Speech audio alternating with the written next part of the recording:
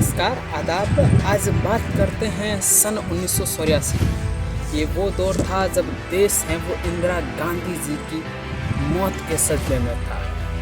तभी की राजनीति में एक बड़ी घटना घटित होती है। उस समय की कांग्रेस से इलाहाबाद सीट से चुनाव लड़ने आते हैं फिल्म जगत के महानायक श्री अमिताभ बच्चन जी। जी हाँ, अमिताभ बच्चन हैं वो राजीव गांधी के उस समय के अजीज मित्र थे।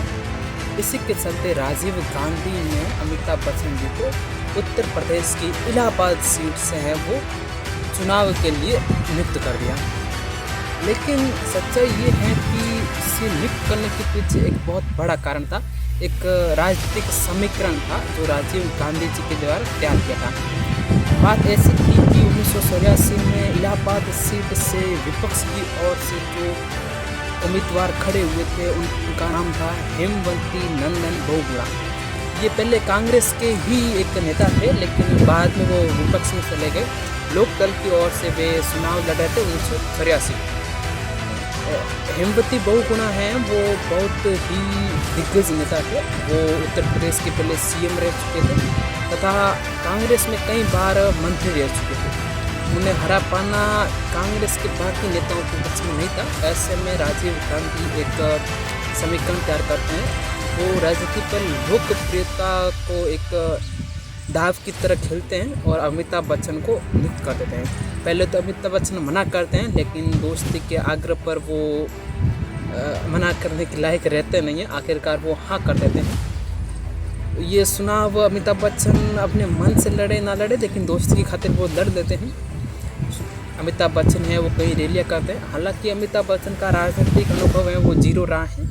उन्हें नहीं तो भाषण देता आता था ढंग से, लेकिन उनकी रैली में तो भी भीड़ बहुत कारण कि वो उस समय के महानायक थे, आज भी बहुत बड़े महानायक हैं। तो लोग उन्हें देखने के लिए आते थे। अमिताभ बच्चन को कुछ रटा रटाया बोल देते थे भाषण, लेकिन फिर भी उनकी रैलियाँ में भीड़ है वो लोग बढ़ चढ़ कर हिस्सा लेते थे। वही बहुगुणा भी दिग्गज नेता थे, उनकी भी रैलियाँ होती थी। लेकिन जैसे जैसे मतदान की डेट है वो नज़दीक आने लगी, लोगों को मालूम चलने लगा कि अमिताभ बच्चन का पलड़ा भारी है। बहुगुणा को भी अभी चिंता होने लगी। आखिरकार चुनाव की तारीख है वो आई गई। तारीख है वो 24, 27 और 28 तीन पारियों में 1984 में चुनाव हुए और मतदान हुए भारी। लगभग बहुत से लोगों ने इसमें मतदान किया। ये मतदान है वो आमतौर पर जो मतदान होते हैं उससे इसकी रेटिंग बहुत अच्छी थी।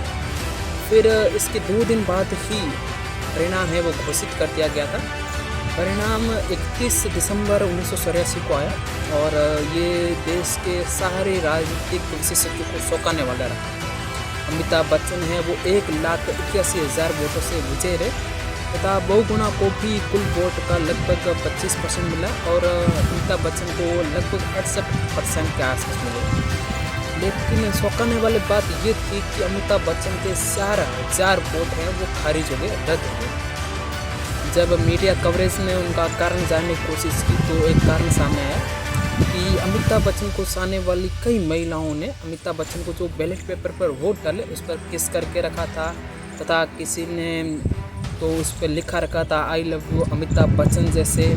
तो वो सारे वोट हैं वो रद्द हो गए। देखो ये वैसे तो एक फिल्मी कहानी की तरह लगता है, लेकिन राजनीति में अगर हम पढ़ें तो ये बहुत बड़ी चौंकाने वाली बात है। जहाँ सामाजिक मुद्दों पर, राजनीतिक मुद्दों पर एक लोकप्रियता हावी हुई थी, ये लोकतंत्र के लिए कतई ठीक नहीं है।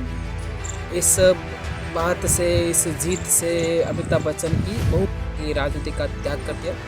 उन्होंने कहा ऐसी राजनीति मुझे नहीं करनी है जहाँ सामाजिक मुद्दों पर लोकप्रियता हावी हो, और ये लोकतंत्र के लिए भी कहीं ना कहीं ठीक नहीं है, खतरे वाली बात है।